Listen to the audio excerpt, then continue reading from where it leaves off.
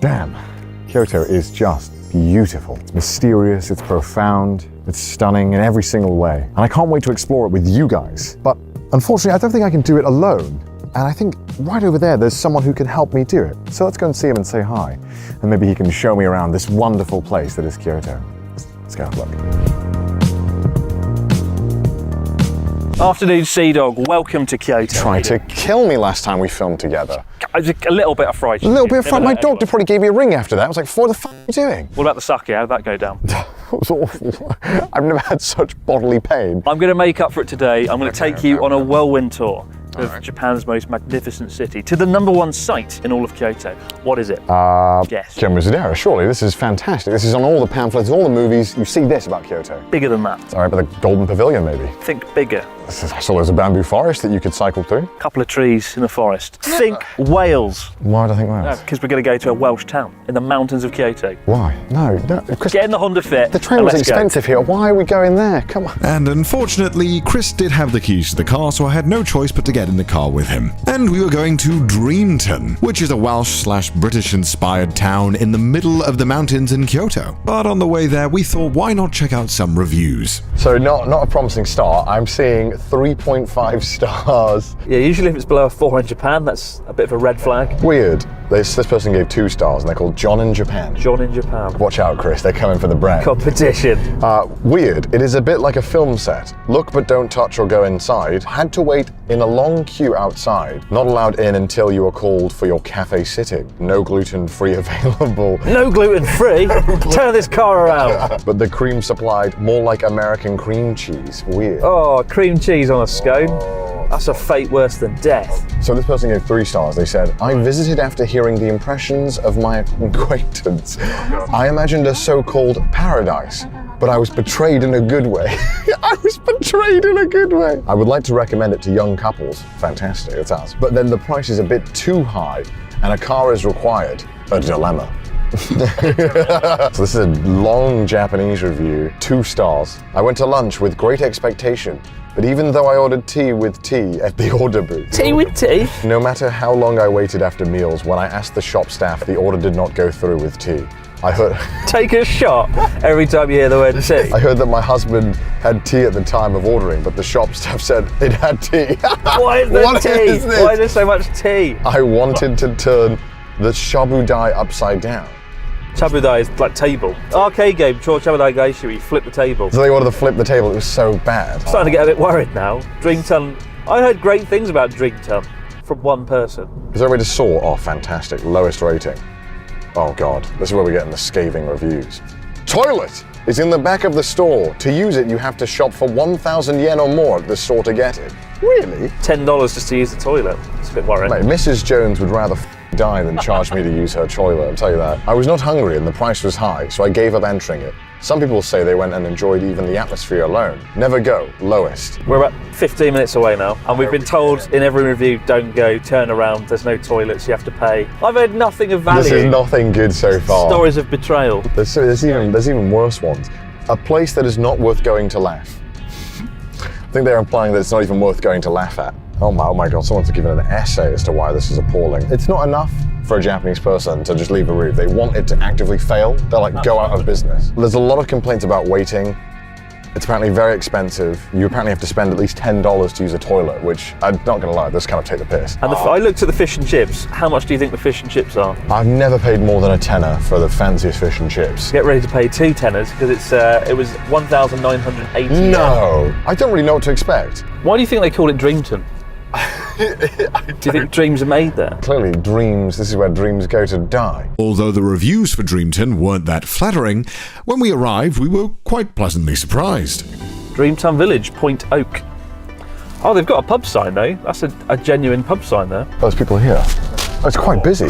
It seems like there were many other customers who were there to enjoy the magical wonder of Dreamton. So we've just arrived in Dreamton, and it does look quite weird, really. Say, the only way it could be more like the UK is if it was raining. So we've got great weather today, which isn't at all faithful to the UK. It actually looks pretty good. And so me and Chris thought we'd have a quick look around before going into the main section. What is that? What do you mean? What is that? That's this bicycle shed, I don't know. It feels like, imagine if someone from like another country you don't know just copied your home, but like not 100% accurate. It just feels weird, you know what I mean? So the main village itself, based off the reviews, is behind that black gate over there. So I guess we're going to go in and order some fish and chips, Chris. Are you excited? I'm very excited indeed. It's a shop of something. Oh, they have shortbread. Stilton crackers. Walker's shortbread and vinegar. British culture summarised. Chris bought 5 packs. Looks like a room where you play Russian roulette. What the you shoot yourself in the head? Yeah, it's tiny. You can have a Dreamton Village wedding. Do you want a wedding here, Chris? Oh yeah. This is where I'd get married. That's actually pretty cool. You're definitely going to get married here, aren't you? No, but that's kind of classy. Look at all those dresses. It actually looks really well kept, very classical. I could see why someone would want that. Not me, but I could see why. It's really white, really well kept as well. And after thoroughly judging the wedding dresses, we went over to the local pub. Mary's Pub. This looks good. To be fair, that's how you know it's British. They got the Mars bar. That's pretty on point. My local pub in Wales is like this kind of homeliness, I'd say. It looks kind of like this. A little bigger. It's really quite nice. Yeah, like the wood is aged pretty nicely as well. Because this is the kind of Better than Hub, isn't it? Yeah, of course it is. Because you know you can drink with your mates in here. But outside the pub, there was something slightly disturbing. This is great. The pub looks great. What is that? That is not what. What is that? Don't think I'd ever go into a pub if this was outside. This is like Little Chef. Did they get the wrong thing? You know? How do you explain Little Chef to non-British viewers? Little Chef is like mainly a kind of a motorway stop or a highway stop where you could get All the food in the microwave, basically. basically breakfast in a microwave. Salmonella and chips all round. It's pretty awful. And the mascot kind of looks like this, but you would see this at like tourist traps in like Italy or stuff, you know what I mean? Yeah. This is, I don't know what it's doing here. Because everything else looks really good, like look at that. It's a low point in an otherwise flawless mini pub. Obviously they have the ice cream sign, which every British pub needs, I guess. Oh my god, the fish and chips is more Oh expensive. my god, it's than gone I- up in price. It's gone up since You're having the a look. review. You can see they've Tipexed it, the cheeky That's $22 now for a fish and chips. This is going to be the best fish and chips you've ever had. I swear, if the fish and chips aren't knighted in front of me for that price, then I don't think it's worth it. To be fair, they've got a pretty, some pretty convincing artwork over there that captures the quality of the fish and chips. Oh, they welcome dogs as well. That's pretty cool, actually. Right, so we're going inside now. And thus we journeyed on into Dreamton, Kyoto's premier Welsh town. But you actually can't enter Dreamton unless you order some food. And I'm pretty sure you can guess what we ordered, and thus we had to wait 20 minutes until our fish and chips were ready. In the meantime, we decided to see what Dreamton had to offer. The pub is called Pont Oak, and Pont means bridge in Welsh. I need to get some value out of my Welsh knowledge, so I'm telling you that here, even though it has no relevance to the video. Whoa. It's pretty big. Wow. Oh, so you can buy the beers and stuff. We've got Guinness, Golden Prize. Don't remember that one in the UK. It's a fake beer. It's pretty cool. I love the little attention to detail. How do they build it? That's what I'm curious. Like, did they have to like ship in like Some Welsh builders. Welsh material? Welsh material. I was totally ready to like clown on everything and just be like, hey, it's shit, but it's actually pretty good. Home cooked food, cask ales, just in case you want to be on display for The red light district, but with fish and chips. Yeah, Amsterdam, eat your heart out, mate. This is where people are going to be on display. What is King Lud?